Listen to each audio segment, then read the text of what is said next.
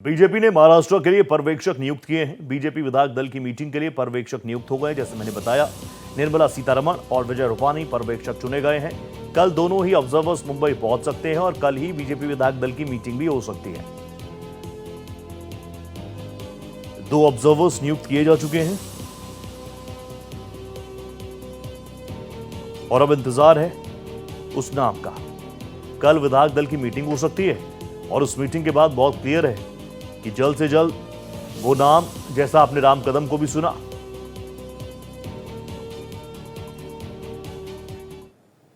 नहीं, पार्टी ने हम दोनों लोगों को ऑब्जर्वर के नाते महाराष्ट्र भेजने की सूचना दी है।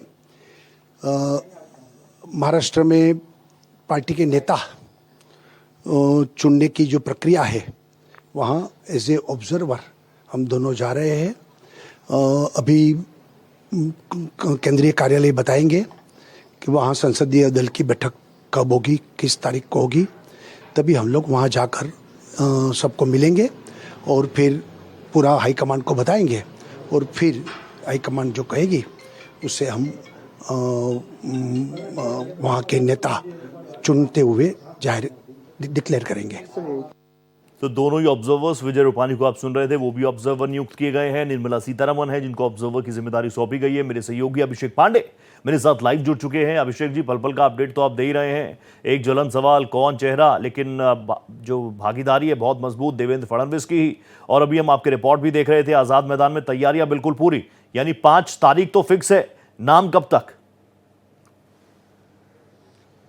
देखिए, नाम भी करीब करीब फिक्स हो चुका है, सिर्फ औपचारिकता बाकी रह गई है, क्योंकि जो ऑब्जर्वर्स नियुक्त किए गए हैं, बीजेपी की एक स्ट्रेटेजी होती है, अगर जहां पर चेहरा बदलना होता है, वहां पर कहीं ना कहीं कोई बहुत बड़ा नेता आता है, जिसके जाने के बाद कहीं ना कहीं जो विधायक हो या जो उस प्रदेश का नेता हो, उसको ये लगे कि हाँ, कुछ न कुछ बदलाव हो सकता है।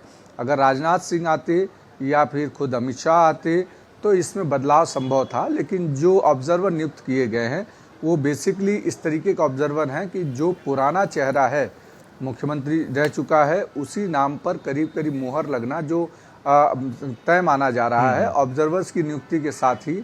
और उसके साथ साथ अब औपचारिकता बाकी रह गई है कि विधायक दल की कल देर शाम मीटिंग हो सकती है। अगर जल्दी ऑब्जर्वर आए तो, अगर लेट नाइट आए तो परसों सुबह ये मीटिंग होगी और उसके तुरंत बाद विधायक दल के नेताओं के सिग्नेचर से विधायक दल के नेता के साथ वो जाएंगे राजभवन और राजभवन में पहुंच करके नई सरकार बनाने का दावा पेश करेंगे। और उसके बाद 5 तारीख को शाम 5 बजे शपथ समारोह होगा, जिसमें खुद प्रधानमंत्री वहां पहुंचेंगे। लेकिन इस सब के बीच जो एक संशय की सुई है, एकनाथ शिंदे आज भी अचानक उनकी तबीयत खराब हो गई और आज उन्होंने सारी मीटिंग रद्द कर दी। क्या ये सही में उनकी तबीयत खराब है या राजनीतिक अस्वस्थता ज़्यादा है? इस सारी चीज़ों को भी देखना बहुत महत्वपूर्ण होगा, क्योंकि अभी देवेंद्र फडणवीस और अजीत पवार दोनों दिल्ली के लिए रवाना हो रहे हैं, लेकिन मुख्यमंत्री एकनाथ शिंदे नहीं जा रहे हैं। उनकी तबीयत खराब बताई जा रही है और कल उन्होंने जिस तरीके से बयान जारी किया था और कहा था कि मैं एकदम बिल्कुल स्वस्थ हूं और कोई दिक्कत नहीं है, लेकिन आज अचानक अस्वस्थ होना और कहीं न जाना, इससे ये साफ दिखता है कि राजनीतिक अस्वस्थता एकनाथ शिंदे के भीतर ज़्यादा दिख रही है। फिलहाल उसको कैसे बीजेपी मनाती है और कैसे एकनाथ शिंदे को साथ में लेते हैं, एक बात तो साफ है कि एकनाथ शिंदे ही महाराष्ट्र की सियासत में सक्रिय रहेंगे और उप मुख्यमंत्री के तौर पर रहेंगे, क्योंकि उनके बेटे ने ट्वीट करके ये सारी बातों का खंडन कर दिया।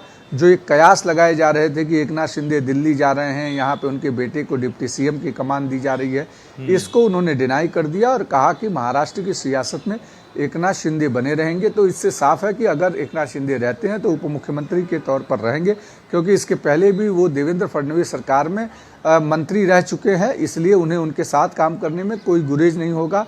अब औपचारिकता मात्र रह गई है, औपचारिकता बाकी है, तैयारियां बिल्कुल पूरी हैं। अभिषेक की रिपोर्ट भी अभी हमने देखी, आजाद मैदान में भी भव्य तैयारियां चल रही हैं। थैंक यू सो मच अभिषेक, आप जुड़े हमारे साथ, आगे भी जुड़ेंगे आपके साथ। फिलहाल बहुत